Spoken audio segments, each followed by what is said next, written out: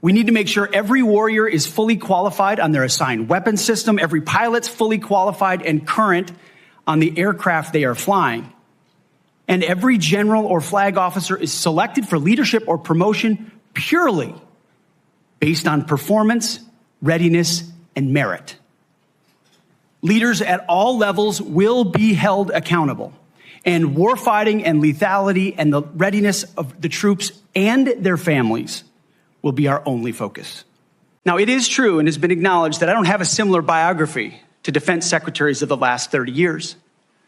But as President Trump also told me, we've repeatedly placed people atop the Pentagon with supposedly the right credentials, whether they are retired generals, academics, or defense contractor executives. And where has it gotten us? He believes, and I humbly agree, that it's time to give someone with dust on his boots the helm. A change agent, someone with no vested interest in certain companies or specific programs or approved narratives. My only special interest is the warfighter. Deterring wars, and if called upon, winning wars by ensuring our warriors never enter a fair fight. We let them win, and we bring them home. Like many of my generation, I've been there. I've led troops in combat. I've been on patrol for days. I've pulled a trigger down range, heard bullets whiz by, flex-cuffed insurgents, called in close air support, led medevacs, dodged IEDs, pulled out dead bodies, and knelt before a battlefield cross. This is not academic for me. This is my life. I led then, and I will lead now. Today's Department of Defense is no longer prepared for great power competition.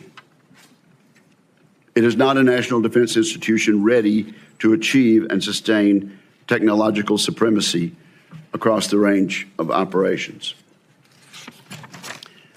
Admittedly, this nomination is unconventional. The nominee is unconventional, just like that New York developer who rode down the escalator in 2015 to announce his candidacy for president.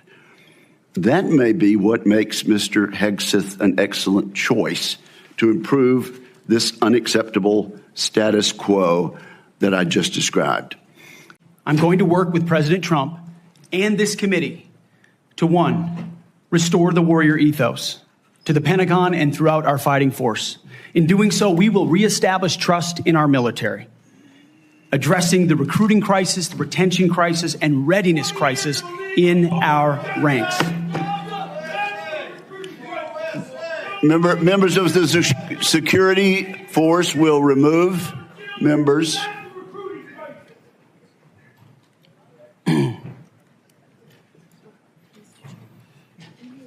Mr. Hegseth, you may. The strength of our military is our unity and our shared purpose, not our differences. Number two, we're going to rebuild our military, always matching threats to capabilities. This includes reviving our defense industrial base, reforming the acquisitions process. As you mentioned, Mr. Chairman, no more valley of death for new defense companies, modernizing our nuclear triad, ensuring the Pentagon can pass an audit, and rapidly fielding emerging technologies. And number three, we're going to reestablish deterrence. First and foremost, we will defend our homeland, our borders, and our skies. Second, we will work with our partners and allies to deter aggression in the Indo-Pacific from the Communist Chinese.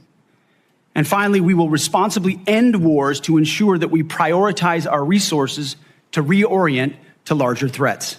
We can no longer count on reputational deterrence. We need real deterrence.